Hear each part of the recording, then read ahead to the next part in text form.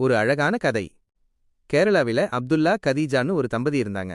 அவங்க கிட்ட வேலை செஞ்சவர் தான் நம்ம தமிழ்நாட்டைச் சேர்ந்த சரவணன். துரதிர்ஷ்டவசமா சரவணனும் அவர் மனைவியும் சீக்கிரமே இறந்துட்டாங்க.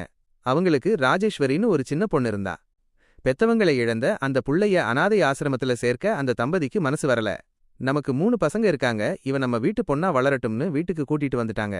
மதத்தை தாண்டின வளர்ப்பு. அங்கதான் ஒரு பெரிய விஷயம் நடந்துச்சு.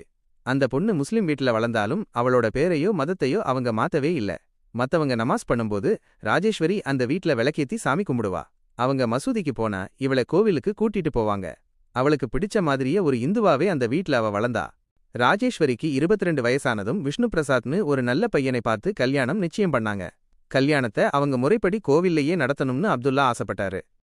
காஞ்சங்காடுல இருக்கிற ஒரு கோவில் வாசல்ல வச்சு இந்து முறைப்படி தார வார்த்து கல்யாணம் நடந்துச்சு. தன் வளர்ப்பு மகளை இன்னொரு கைக்கு மாத்தி கொடுக்கும்போது அப்துல்லாவுக்கும் கதீஜாவுக்கும் கண்ணுல ஆனந்த கண்ணீர் வழிஞ்சது. இதை பார்த்த அங்கிருந்த எல்லாருமே கண் கலங்கிட்டாங்க. நிஜமாவே மனுஷங்க மதத்தால பிரிஞ்சு நிக்கிற இந்த காலத்துல அன்பு மட்டும்தான் எல்லாத்தையும் ஜெயிக்கும்னு இந்த குடும்பம் நிரூபிச்சிருக்காங்க இல்ல. இந்த வீடியோ உங்களுக்கு பிடிச்சிருந்தா மறக்காம நம்ம சேனலை சப்ஸ்கிரைப் பண்ணிக்கோங்க. அப்படியே அந்த பக்கத்துல இருக்கிற பெல் ஐகானையும் தட்டி விட்டுடுங்க. அப்போதான் நான் போடுற அடுத்தடுத்த வீடியோஸ் உங்களை வந்து சேரும்.